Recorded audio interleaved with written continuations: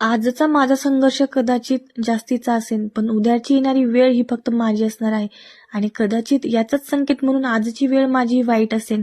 तर नमस्कार मित्रांनो, मी धुळेकर कविता पाटील पुन्हा एका नवीन ब्लॉगमध्ये तुमचं मनापासून स्वागत करत आहे. तर या ठिकाणी ना आमची नाश्त्याची तयारी सुरू होती. तर नीरूसोबत गप्पा मारत मारत आहे तर मी या ठिकाणी तिच्यासाठी खमंग ढोकळा बनवत होती. तर रात्रीपासूनच मी ही तयारी करून ठेवली होती अर्धी. तर रात्री ना मी डाळ आणि तांदूळ भिजवून ठेवले होते. त्यानंतर मिक्सरमध्ये बारीक करून घेतले होते आणि सकाळी उठून म्हटलं चला नाश्त्याला आहे तर नीरूला ढोकळा दिला जाईल. कारण की आमच्या नीरूला उठल्याच बरोबर आहे ना भूक लागली होती आज. तिला माहित होतं रात्रीपासून की आईने ना ढोकळा करायची तयारी केलेली आहे. त्याच्यामुळे ती आज शाळेत पण गेली नाही. तिला फार दणकवलं पण काही शाळेत गेली नाही. म्हणे जाऊ दे आज आजी नाहीये ना, तर मी जोपर्यंत आजी येत नाही तोपर्यंत मी आता शाळेत जाणार नाही, असं तिचा हट्ट चालू होता. तर या ठिकाणी आहे तर मी तिला ढोकळा वगैरे तयार करून दिला. पण कधी कधी मला तिची फार चिंता वाटते की कसं होईल हिचं. हिला तर आहे तर सगळ्यांचाच लळा आहे आणि शाळेत पण जायला कधी कधी फार कंटाळा करते. पण ठीक आहे, होईन जसं जसं मोठी होईन असं पण विचार येतो.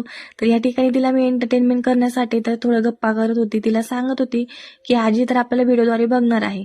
त्यानंतर मी माझ्यासाठी ज्यूस करून घेतला होता.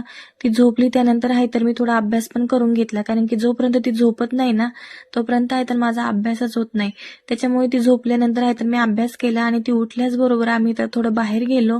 म्हटलं चला बाहेर गेलं की थोडंफार खरेदी पण होऊन जाईल.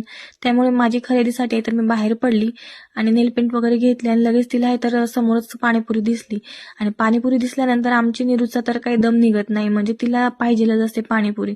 मग काय तिने मारला ताव पाणीपुरी होता. असा होता आमचा आजचा